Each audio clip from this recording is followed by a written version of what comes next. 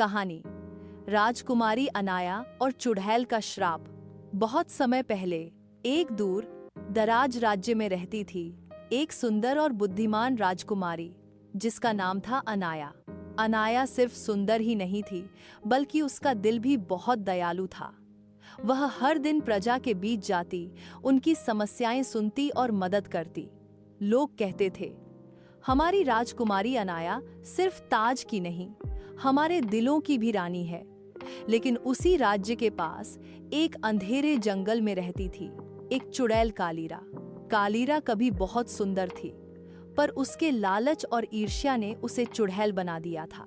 जब उसने देखा कि लोग राजकुमारी अनाया की इतनी इज्जत करते हैं तो वह जलने लगी।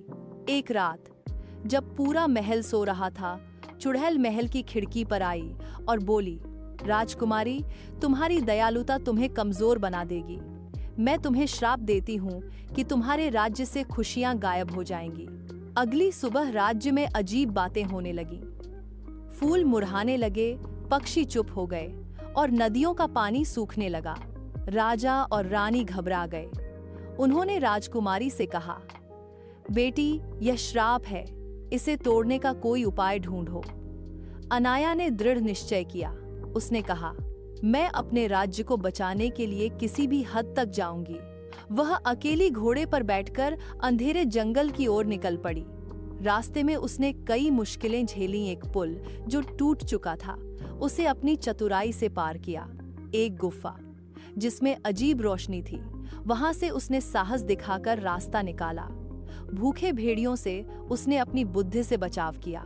कई दिनों की यात्रा के बाद अनाया कालीरा के अंधेरे महल पहुंची। महल जाले और डरावने पेड़ों से घिरा था। अनाया ने साहस दिखाकर दरवाजा खोला और अंदर गई। वहां चुड़ैल इंतजार कर रही थी। तो आ ही गई राजकुमारी। कालीरा हंस, अगर अपना राज्य बचाना है तो तुम्हें 3 परीक्षाएं देनी होंगी। पहली है सच और झूठ। चुड़ैल ने उसे 3 डिब्बे दिखाए। एक में जीवन का जल था और बाकी 2 में जहर। अनाया ने अपनी समझ और दिल की आवाज से सही डिब्बा चुना। दूसरी है अंधेरा और उजाला। एक कमरे में सिर्फ अंधेरा था। चुड़ैल बोली, यहाँ से बिना गिरे बाहर निकलो। अनाया ने महसूस किया कि उसके भीतर की दयालुता ही उसका उजाला है। उसने धीरे धीरे रास्ता तय किया और बाहर निकल आई। तीसरी है सबसे बड़ा बलिदान। चुड़ैल ने कहा, अगर तुम चाहो तो श्राप हट जाएगा, पर बदले में तुम्हें अपनी आवाज हमेशा के लिए खोनी होगी। अनाया ने बिना सोचे कहा, अगर मेरी आवाज चली भी जाए लेकिन मेरे लोग खुश रहेंगे तो यह बलिदान मुझे मंजूर है। चुड़ैल यह सुनकर चौंक गई। उसके दिल में पहली बार नरमी आई। तुम सचमुच महान हो राजकुमारी। तुम्हारे जैसे दिल के सामने मेरा श्राप भी हार मान गया। उसने अपनी जादुई छड़ी उठाई और श्राप तोड़ दिया। फूल फिर से खिल उठे, नदियां बहने लगीं और पक्षी गाने लगे। चुड़ैल ने रोते हुए कहा, काश मैं भी कभी तुम्हारी तरह दयालु होती। अनाया मुस्कुराई और बोली, अब भी देर नहीं हुई। अगर तुम चाहो तो बदल सकती हो। अनाया अपने राज्य लौटी। लोग खुशी से झूम उठे।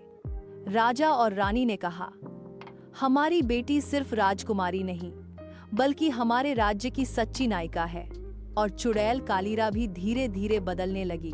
सीख, असली ताकत सुंदरता या शक्ति में नहीं बल्कि दयालुता और बलिदान में है।